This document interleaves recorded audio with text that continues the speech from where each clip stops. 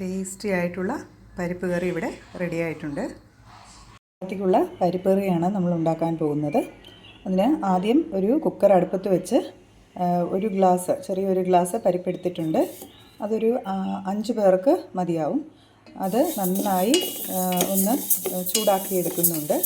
ഒന്ന് നിറം മാറുന്നിടം വരെ ചെറുപയർ പരിപ്പ് ഒന്ന് ചൂടാക്കി എടുക്കുന്നുണ്ട്. ഇനി അതിന് വേണ്ടുന്ന മറ്റ് ഇൻഗ്രീഡിയൻസ്: പച്ചമുളക്. ഇത് ചെറിയ പച്ചമുളക് ആയതുകൊണ്ടാണ് 5-6 എണ്ണം എടുത്തിരിക്കുന്നത്. വലിയ പച്ചമുളകാണെങ്കിൽ ഒരു 3 പച്ചമുളക് കീറിയിടുക. അതുപോലെ തന്നെ കറിവേപ്പില, വറ്റൽമുളക്, മഞ്ഞൾപ്പൊടി, വെളുത്തുള്ളി. ഇനി എങ്ങനെയാണ് പരിപ്പ് കറി വെക്കുന്നതെന്ന് നോക്കാം.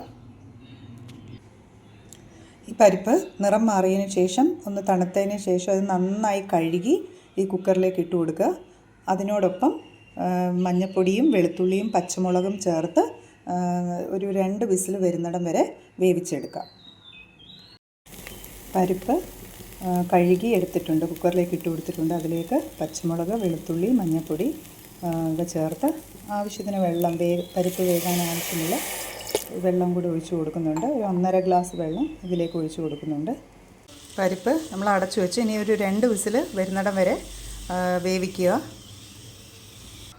നമ്മുടെ പരിപ്പ് നന്നായി വെന്ത് ഉടഞ്ഞു വന്നിട്ടുണ്ട്. പക്ഷേ ഇതിൽ വെള്ളം കുറവാണ്.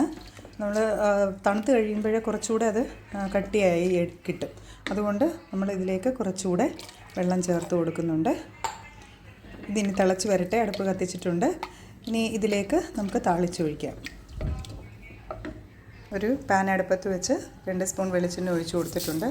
അതിലേക്ക് കടുക് ഇട്ട് കൊടുത്തിട്ടുണ്ട്. കടുക് പൊട്ടി വരുമ്പോൾ വറ്റൽമുളകും